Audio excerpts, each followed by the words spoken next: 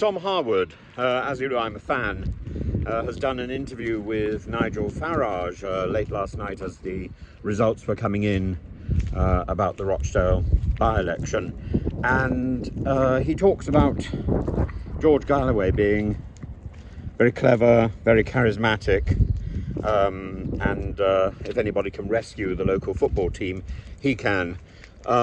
He also references the fact that he worked with George Galloway during the referendum, and there is a question towards the end of the interview, which I think Farage sort of ducks, where he asks if it was true that Richard Tice approached Galloway to be a member of the Reform Party.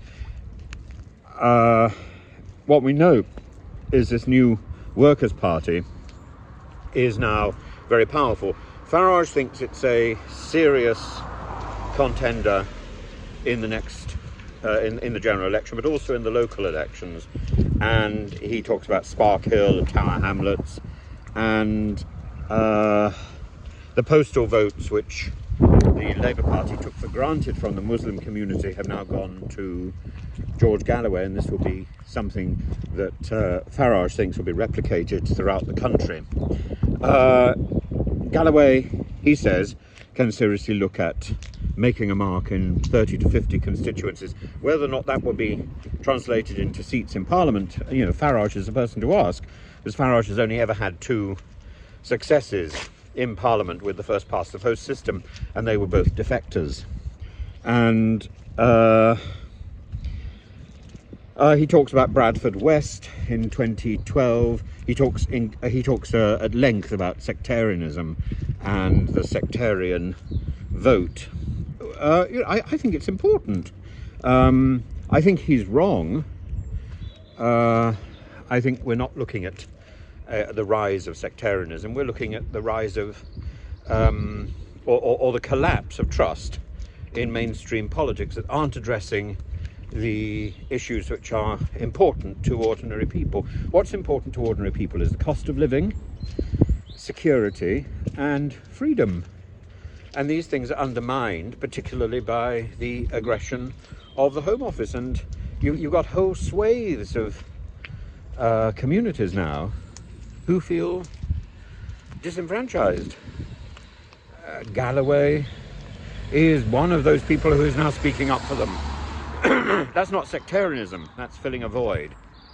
And Farage does much the same sort of thing at the other end of the spectrum. I think Farage is speaking to the baying, to the angry mob. But you know, an angry mob can be stirred up in any context, and Farage has done very well to keep that to keep stirring and to keep that soup bubbling. I think there are other ways of dealing with it. I don't think one needs to constantly be stirring up tension. I think one can. I think a good politician is going to quieten the crowd rather than enrage it. But local elections. Farage's opinion is that Galloway has now put a foothold in Rochdale, and he will follow this up with council seats.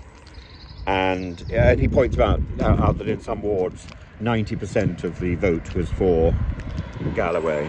That's extraordinary. He says he doesn't expect George Galloway to be making much headway with the Workers' Party in Suffolk and Devon. But I think maybe the time has come for a greater diversity of voices. Maybe that's the issue. But we shouldn't ignore people we don't agree with. We should learn from them and listen to them, and try and find ways to work with people we don't agree with. Maybe in the end we will find we agree. That would be a joy, wouldn't it?